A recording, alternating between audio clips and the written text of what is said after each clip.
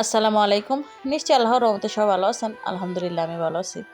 তো অনেক ঠান্ডা, অনেক শীত। তো আজকে ছেলেমেয়ের বায়না ওরা পোলাও মাংস খাইবো। তো মুরগির মাংস ছিল ঘরে। তো মাংসটা ভাইজা রান্না করে দিমু। তো আর এই যে এক আপু আমারে মানে একটা কমেন্ট করছে, তো এই আপুর উদ্দেশ্যে কিছু কথা বলবো আরকি। তো মুরগিটা একটু বড় পিস করে কাইটা তারপরে ভাইজা এখন কাঁচামরিচ, পেঁয়াজ আর টমেটো দিয়ে কষায় নিমু ভালোভাবে। কষায় না মানে তেলের মধ্যেই ভাইজা নিমু আরকি, যেহেতু টমেটোটার থেকে কিছু পানি উঠবো ওই পানিটা দিয়েই।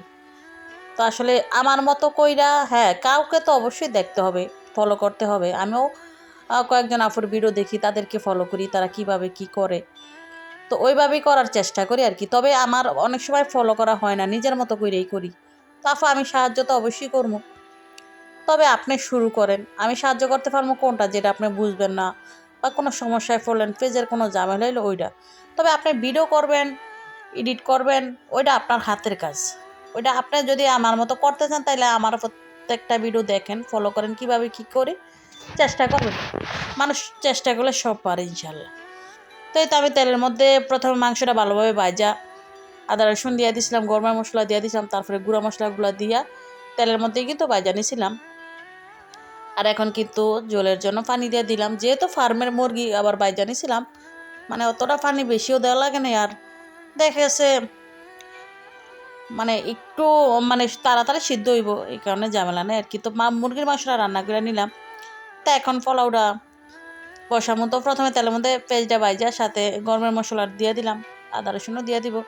আদা রসুনটা তেলের মধ্যে ভাইজা পোলাও রান্না করলে কিন্তু খুব সুন্দর একটা ঘ্রাণ আসে।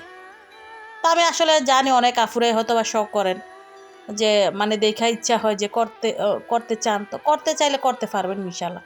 আসলে আমরা ঘরে তো শুয়ে বসে কাটাই। এখন কিন্তু আগের মানুষদের মতো আমাদের কোনো কাজ নেই। আগের আমাদের মা চাচিরা অনেক কাজ করত। এর আগের আমাদের দাদি নানিরা তারা আরও বেশি কাজ করত।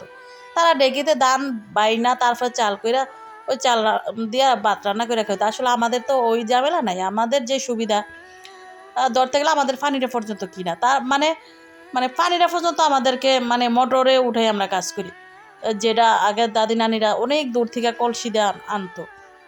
তো আসলে চেষ্টা করলে মানুষ সব পারে।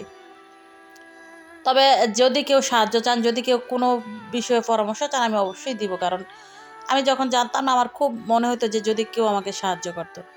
তবে আমি যেতটুকু মানে বুঝি বা আমি পারি, আমি সবটুকু দিয়া চেষ্টা করবো অন্য কেউ যদি করতে চায় তাদেরকে সহযোগিতা করার জন্য। তো এই তো এর মধ্যে আমার রান্নাবান্না শেষ। তো এখন সালাদ কাইটা নেবো। তো আমরা মানে কুচিয়ে নিছিলাম, ওইটা মা খেয়ে করবো। আর আমার ছেলে যেহেতু ওই সালাদটা খাইতে পারে না, তো ওর জন্য গোটা করছিলাম আর কি। তো প্রথমে ছেলেরা দিতাছি। তো আসলে মানে শীতের মধ্যে ও একটু ভালো মন্দ খাইতে মন চায় মনে হয়। তাই পোলাও রান্না করলাম সাথে মুরগির মাংস আর কি, যেটা মানে একদম সহজলভ্য। আর মুরগিটা বাচ্চারা মানে ছেলেমেয়েরা দেখবেন গরুর মাংস থেকে ওরা মুরগি বেশি পছন্দ করে।